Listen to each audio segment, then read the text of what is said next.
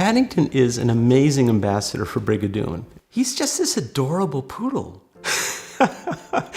I let him have these big floppy ears and this kind of curly hair on top of his head. And so we get out there in the public and we're going grocery shopping and people will go, "Oh, can I pet your dog?" And the first thing they do is reach for Paddington. And I go, "Well, you have to wait just a minute. Paddington, sit." He sits. And then I say, "Okay, now you can pet him." And it's his thing. He knows it. And there are times where he sees somebody wanting to pet him, and he just sits automatically. "Can I be pet? Can I be pet? Please, please." Bye, Paddington. Bye. Paddington is a working service dog. When he has his harness, my balance harness on him, when he has his, other gear, it's like a different person, different dog, right? He goes into this, "Okay, I'm the working dog for this man, and he's my man, and I'm his dog," and such. And it's amazing the transformation that takes place. I joined the military when I was 18 and became a military police officer in the U.S. Army. During my time as a military police officer, I was injured while performing my duties. I have a walking disability or a gait disability. The biggest problem I have is that I'm walking along and, my leg, mostly my left leg, just kind of doesn't want to work, right?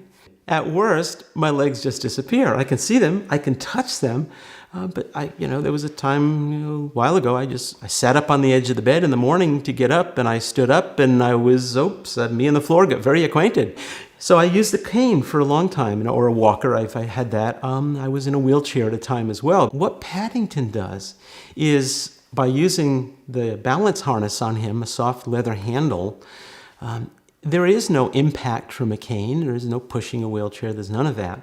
And I'm able to walk and balance myself, one way or the other, with him. If my leg really stops working, which it does, then when I fall, I can use him and brace against his back. And he has a brace command, which I call out very quickly. And he ridges himself up, he kind of stands tall, and he saves me from hitting the ground.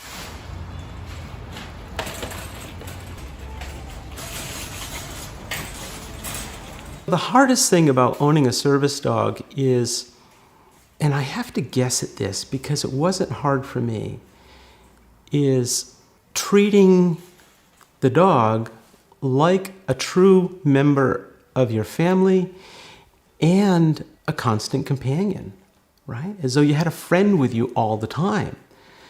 Now, I wouldn't want some of my friends with me all the time, but Paddington manages to find a way into my heart big enough so that becomes a real treat for me. But you can't imagine that your life is going to be the same as it was before you bring home the service dog.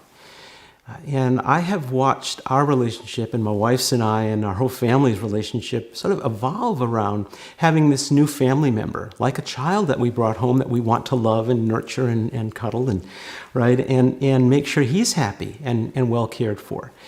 And so it becomes not just another thing in your life or in my life, it becomes a whole new life in a way.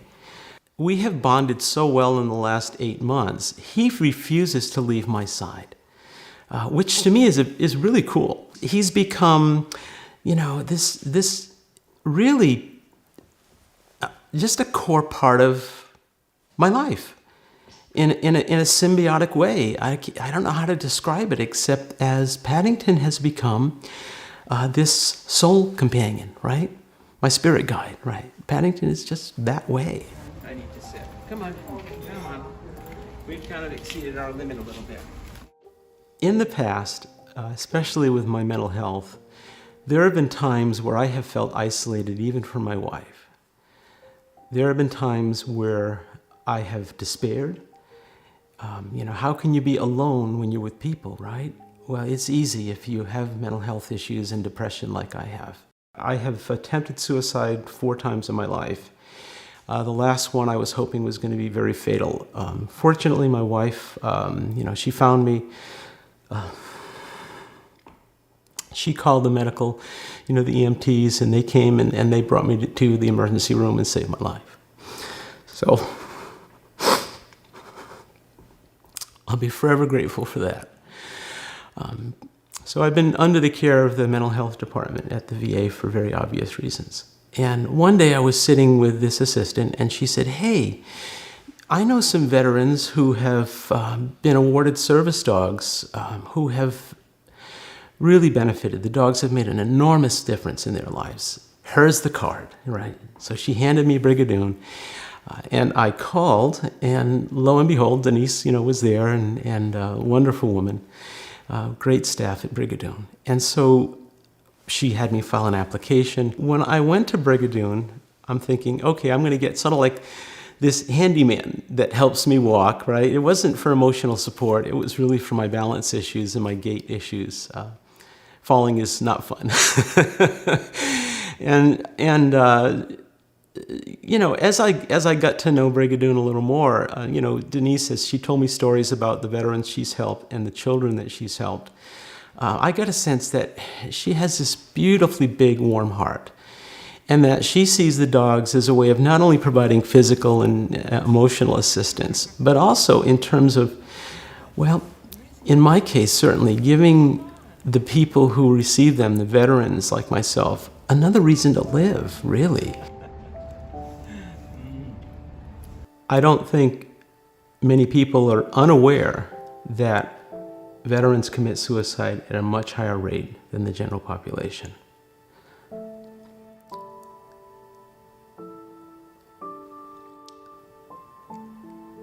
Before I had Paddington, that was my route.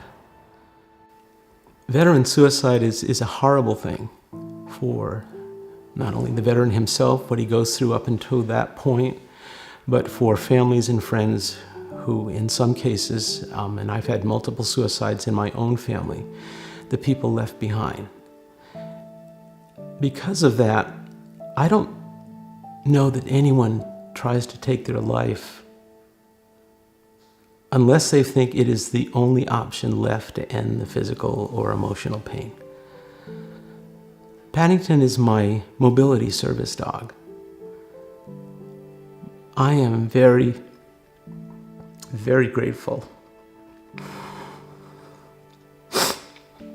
to Denise and Brigadoon service dogs because he's also saving my life. He really is. He has brought so much love and kindness to me and given me a greater will to live than I've had ever in the past.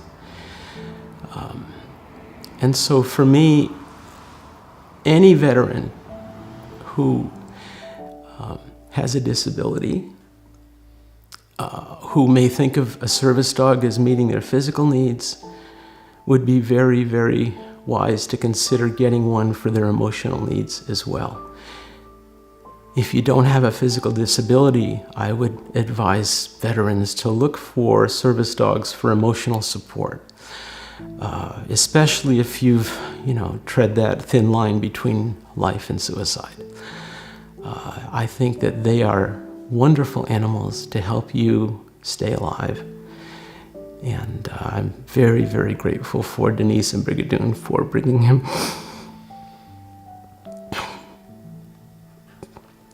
into my life to do that.